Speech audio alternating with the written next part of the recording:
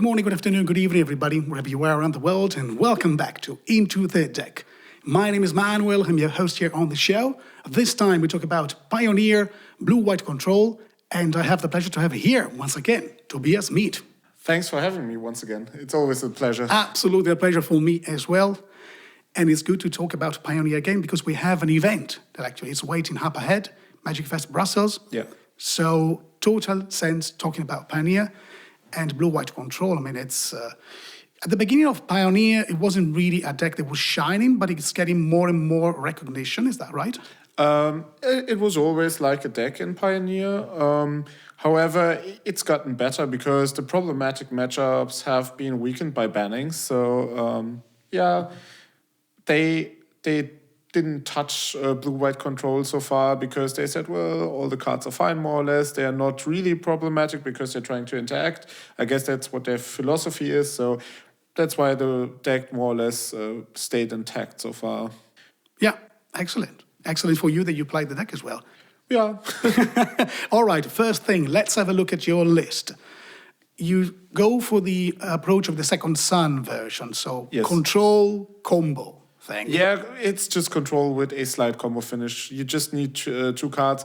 You could even like say, I will just play one approach. Could be enough as well sometimes, but I like to find my approaches, and I tend to finish a lot of games where we just exchange stuff and you don't really accrue like a lead, which you normally do with a control deck, and then you suddenly in like the mid or beginning of the end game you drop an approach and then there's a big clock on your opponent because they have maximum like 6 turns. Sometimes it's just like 2 or 3 turns. If you have the second approach in hand, it's just 1 turn they have to kill you. And yeah, they even lines with, for example, Dig Through Time, which combos quite well because if you have 8 lands or 9 lands, you can just Dig Through Time approach in the same turn. Helps quite handily. And the reason why I wanted to play that, because I don't like to be dependent on other people's play speed, because sometimes in tournaments that can be problematic when you're playing a control deck, and that way you have a quick out to finish games. Yeah, it's like turning the tides and all of a sudden you put the pressure, even if it's not creature pressure, but it's like time pressure. And especially if you have like Castle Ventress onto the battlefield, you can just redraw your second approach very, very easily, right? Yeah, definitely. So yeah, you can have many ways to actually make this quick. Yeah, Castle Ventress, Dig Through Time, you have like the cycling spells, you have Search for Escanta. When it's flipped, it digs quite deep. There are many options. All right, so this is your reason for playing this version. Tell me a bit more about your deck, your selection of cards. This is rather stock. What might be interesting is in the land section we have a Gaia Reach Sanitarium. This is more or less there to combo with Narset, because Narset says, well, you can only draw 1 card a turn, or your opponent rather to say. And with Gaia Reach Sanitarium, what we can do is in the opponent's draw step, we can use the Gaia Reach Sanitarium. If they just draw 1 card because they're depleted of resources already after a big fight over resources in the match, when you have the Gaia Reach Sanitarium, this is more or less like a hard lock, because in their draw step, you just use the Gaia Reach Sanitarium, they draw another card, they have to discard, they don't draw another card because they can't, but they still have to discard, that's the thing. So yeah. That's more or less like a hard lock. It comes up rarely, but it's like a nice add for just a colorless land. However, the colorless lands, we have 3 of them with 2 Field of Ruins. They can be problematic because we're trying to play stuff like Absorb, which is you need to have 3 colored mana sources in play on turn 3 with colorless lands. Can be problematic at times, but yeah, it's still fine. I think the upside of having like this other lock piece just for a colorless land, it's pretty fine. Mm-hmm. So like attacking from different angles, we can say. Yeah, and even if you don't use it as a lock piece, Gaia Reach Sanitarium can dig you to crucial spells you need. And for more, it's more important to find like your sweeper than for your opponent to find like another creature, for example. So it's fine that they can have card selection as well, because your spells are usually more powerful than your opponent's spells. All right, okay. Now that we had a look at your list, let's assume that I picked up this deck and I started playing it on, say, casual level, and I want to go to my first tournament. What kind of advice would you give me as a beginner? I am a beginner and I want to improve my knowledge with the deck and play it better. So my biggest advice, as you could apply for almost any control deck in Magic, is if you're playing control, try to learn what the meta is, try to learn the other decks. For myself, this is pretty easily because I tend to be a deck nomad. I roam around and see what I like and play lots of different decks all the time. So I know most of the decks, but if you have that knowledge, that's pretty important. Try to learn the lists. Take a look at the lists. Just get to Goldfish or MTG Top 8 or whatever site of your choice you use. And just look at the recent meta. Look at the decks. What threats do they have? What do you need to take care of? Just try to match your deck with their deck to see, well, okay, it's probably best if I counter these threats, or if I wrath these threats, or if I use cast out on that, and so on, so that you have an idea for what might be ideal in these situations. The rest is more like about the technical play, but I think if you want to prepare for a tournament, that's like the best what you could do. Just try to learn the other decks and understand them. That's pretty crucial, that you really understand what they're doing. Because this is not a deck where you can ignore what your opponent is doing. There are lots of decks where you can say, okay, I have my game plan. I don't care what you're doing. I'm trying to win with my game plan. Because here the game plan is to stop your opponent from winning and then win eventually in the end. Yeah, so you know what they are up to, and you have to adapt to their strategy. Exactly. When you were mentioning like having a look at the lists and see what they play and like to adapt accordingly, you didn't mean this in terms of cards that you have in your deck, but rather in evaluating their stuff. Yeah. Like evaluating their threats. Exactly. I mean, that's a point which I think it's rather, I mean, it seems easy, but it's not easy. No, it's not evaluating easy at all. a threat. It's. I would say it comes more or less with experience to realize, okay, what might be problematic to me? What can I, just let my opponent resolve because I can handle it later with like a removal spell, a sweeper, I don't know, or some things you just don't care about because they're like a slow clock, they don't impact the board too much, and you have to learn it from experience. But what's really crucial to have the ability to do that is to really understand what your opponent's deck is doing. And that is something you could do beforehand just by looking at the list, thinking about their game plan, what their deck is capable of doing, and that makes it a lot easier in these situations because when you're in a match, you have to do these decisions. You have to come to these decisions in the matter of seconds because time is precious for you as a control deck. And if you are prepared for these decisions, then that's much easier for you. Yeah. Can you make an example of a situation in which you would make something resolve in a matchup that you played recently on MTG or something? Yeah, that's quite easy. For example, if you're playing against mono black aggro or black devotion, whatever the deck is called, black vampires, there are different versions of the deck around. A good example is Gifted Etherborn. It's a 2/2, it's not a 2/2, it's a 2/3 for 2 black mana, and it has Death Touch and Lifelink. That's not a really impressive creature, so you could normally just let them resolve it and try to do other stuff meanwhile, like cycling ops, cycling a cast out if you're looking for lands. It just depends on your situation, what you're needing for. Because if they have that on a board, if they want to attack you down, they need like 10 turns for that, and that's a lot of time to find another answer for that. So that's something you could just let them slip under your through your counter wall, more or less to say. So that's like not an impressive threat. And there are like other threats which you definitely need to counter. If you're talking about the vampires version of the black deck, for example, there's the Sauron Planeswalker, which you definitely need to counter because they get value through it every turn. It stays in play, and it's rather problematic for you to deal with Planeswalkers because you only have like your cast outs, your detention sphere, or your big Teferi where you can tuck it, but that's all like expensive spells, sorcery speed spells, stuff you don't want to do normally. So if you see them, it's best to counter them. All right, that's very clear. Yeah. I mean, if you can deal with it very easily is one thing. If dealing with a threat, it's somehow complicated because the spells are too mana, let's say, intensive, or like Planeswalkers with abilities, better counter it. But of course, this is like sort of a blueprint, and then each matchup, different things, especially if you the know situations what change because sometimes you don't have a counter in these situations, or sometimes you're at 2 life and you need to counter the Gifted Aetherborn because, well, you don't know what you draw next turn because you're out of cards. You have to adapt to the situation, of course, but that's like a general thing. A Gifted Aetherborn is normally not as impressive as a Sauron against you. All right. There is a lot of aggro in Pioneer. I mean, it's a very aggro format, as far as I understand. Yes, it's swinging at the moment, but it used to be a lot of aggro decks around.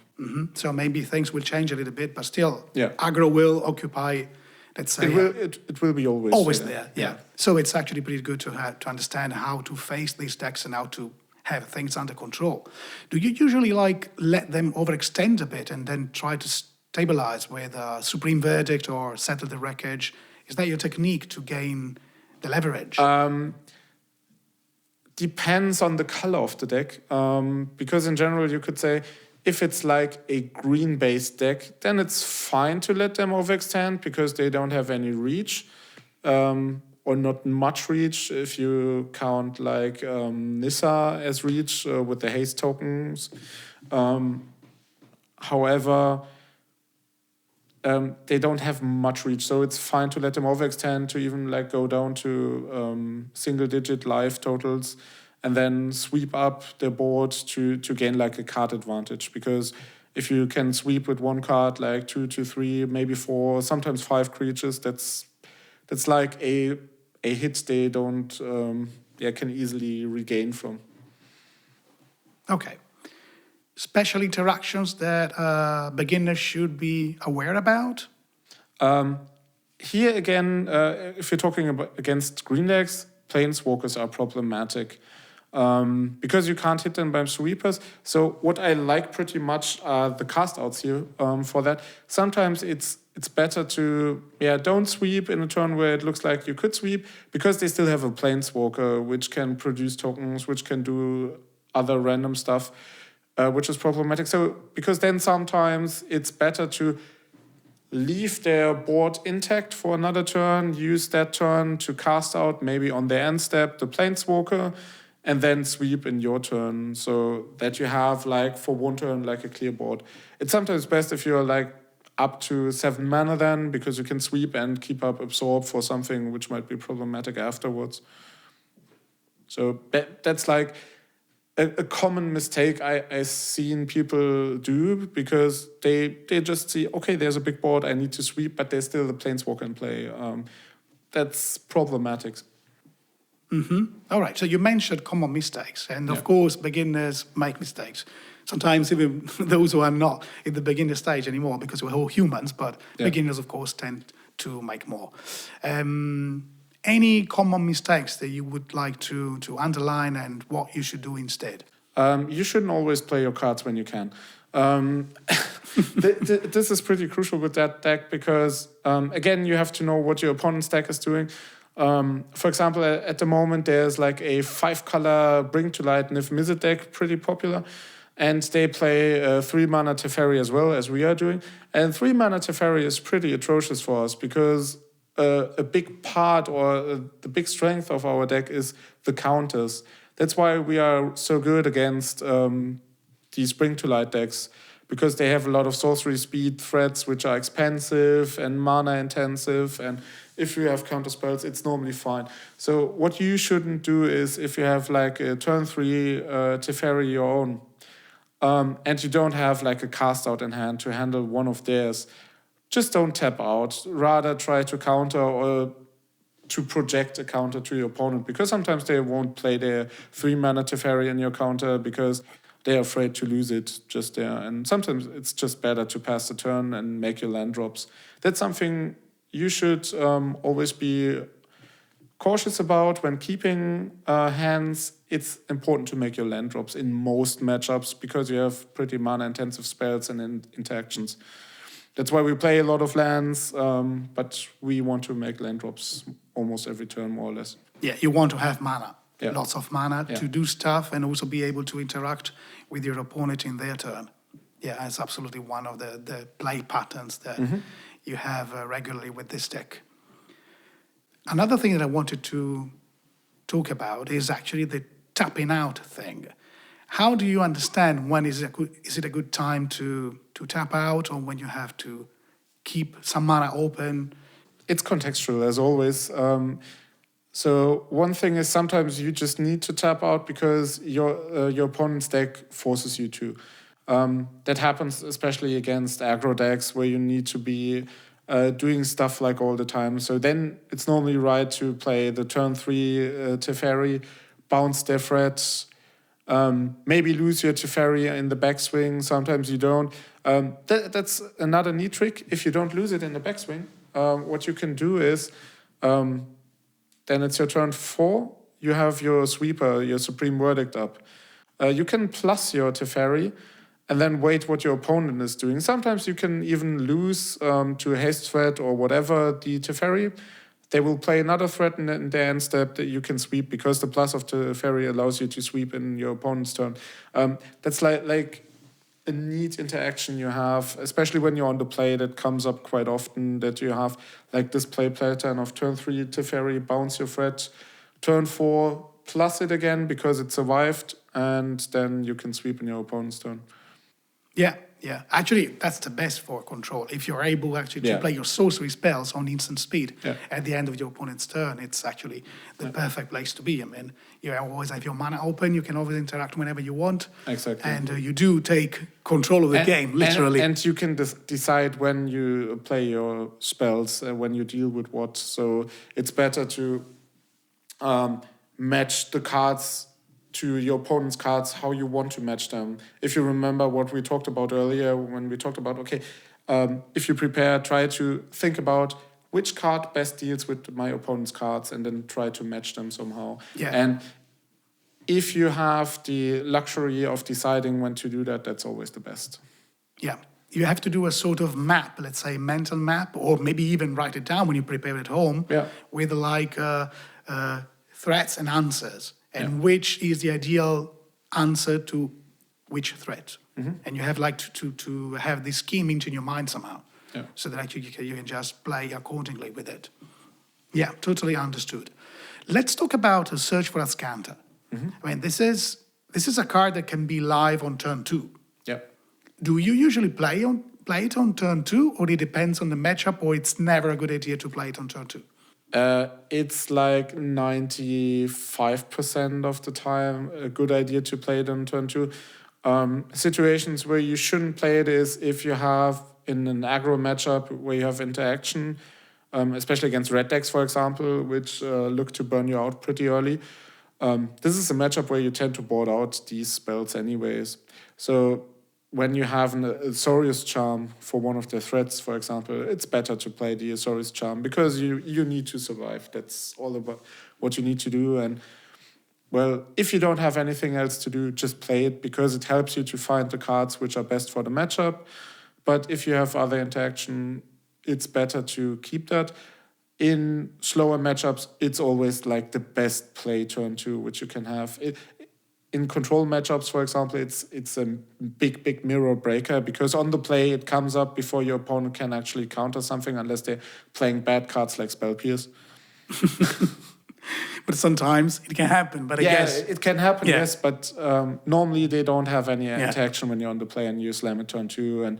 And some don't even have answers for that.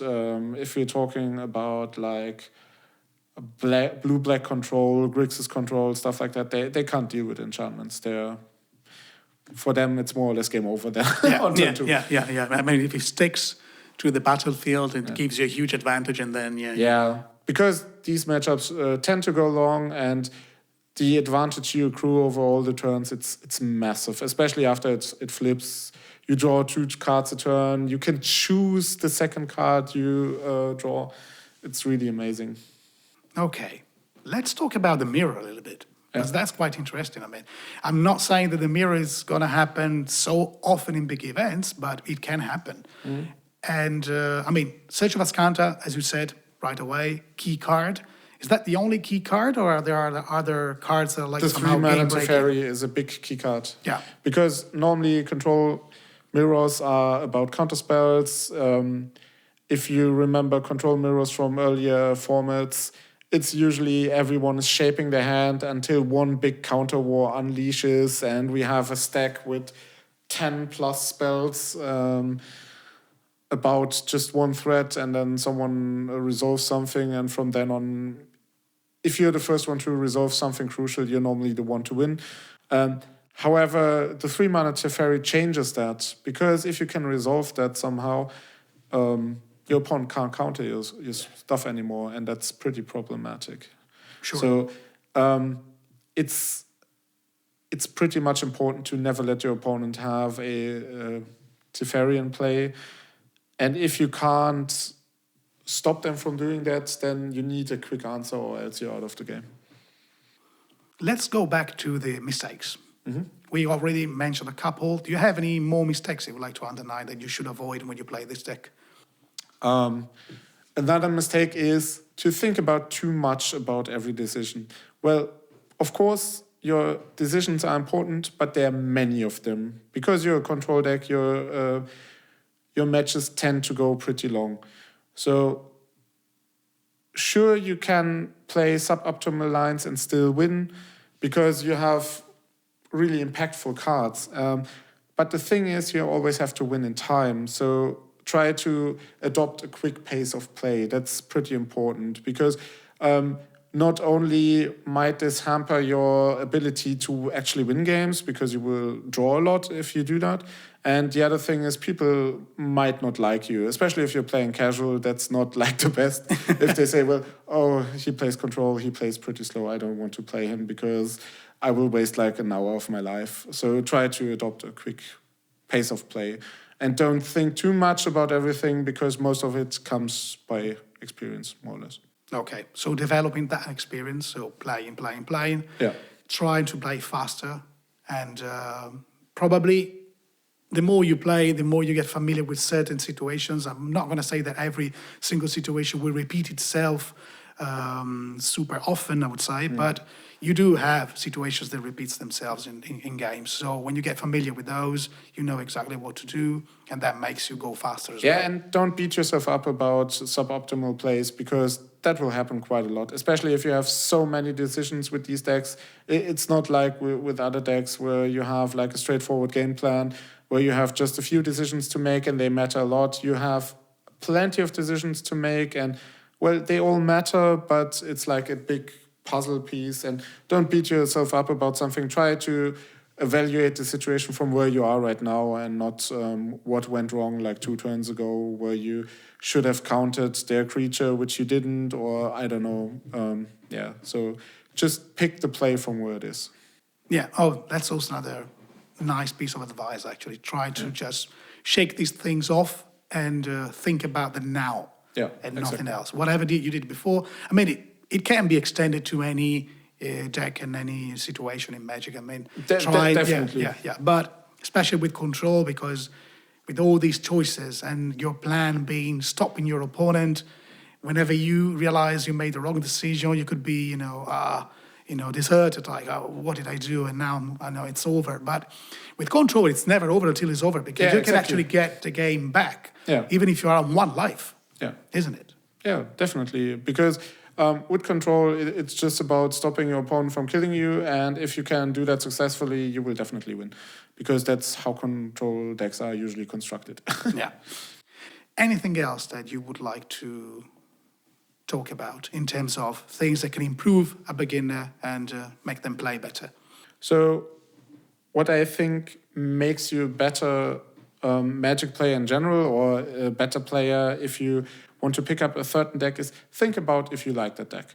Because if you like that style of deck, you will definitely learn a lot because you want to play more, you enjoy the games. If you enjoy them, it's not as draining for you as if you don't really enjoy it. So think about if you would actually like to play a control deck, an approach deck, if that's just your cup of tea or it isn't. And if you say, well, that's my cup of tea, well, then just do it.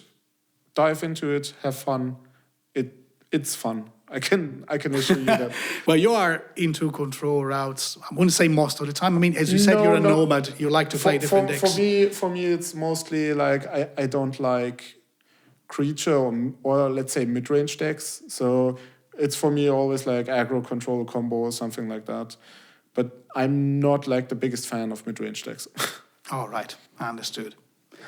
Anything else we should talk about? Anything that pops up, comes up to mind? Not right now. Okay, well, then I would say we can wrap this episode up. Yeah. All right, so thank you very much, Tobias, for joining me here. Thanks very much for having me. Absolutely a pleasure. And a big thank you to all of you for watching this video. We hope you enjoyed. If you did, let us know your thoughts in the comment section below, and please consider subscribing to the channel. It will help us to keep on doing what we do. All right, everybody, have a great time casting your favorite spells, and for now, it's goodbye.